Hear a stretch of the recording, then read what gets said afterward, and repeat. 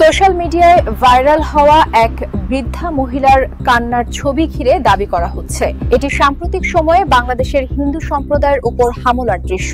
কিন্তু fact check অনুসন্ধানে দেখা গেছে ছবিটি নতুন নয়। এটি ২০২২ সালের ১৫ জুলাই নড়াইলের লোহাগড়ার দিঘলিয়া গ্রামে সাম্প্রদায়িক হামলার সময় তোলা হয়েছিল। অর্থাৎ ছবিটি সাম্প্রতিক নয়, পুরনো ঘটনার বিভ্রান্তিকর ব্যবহার। বিস্তারিত জানুন আমাদের প্রতিবেদক রাফিদ হাসানের রিপোর্টে।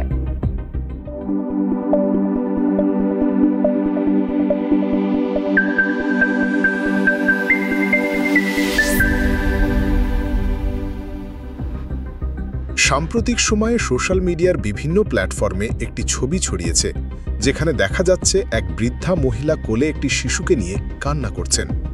দাবি করা হচ্ছে এটি সাম্প্রতিক সময়ে বাংলাদেশের হিন্দু সম্প্রদায়ের উপর হামলার দৃশ্য।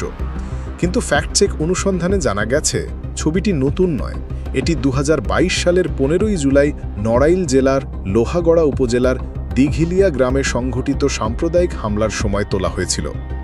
তথ্য অনুযায়ী সেদিন স্থানীয় এক কলেজ ছাত্রের ফেসবুক পোস্টকে কেন্দ্র করে ধর্ম অবমাননার অভিযোগ তুলে উত্তেজিত লোকজন সংখ্যালঘু হিন্দু সম্প্রদায়ের বাড়ি, দোকান ও মন্দিরে হামলা চালায় ও অগ্নিসংযোগ করে। এই ঘটনায় ছবি ও প্রতিবেদন সে সময় মূলধারার একাধিক গণমাধ্যমে প্রকাশিত হয়েছিল। সুতরাং বর্তমানে প্রচারিত ছবিটি নতুন কোনো ঘটনার নয়, বরং ২০২২ সালের পুরানো একটি ঘটনার ছবি। একটি ভুল তথ্য সমগ্র সমাজকে বিভ্রান্ত করতে পারে, তাই তথ্য যাচাই করুন, গুজব থেকে সতর্ক থাকুন।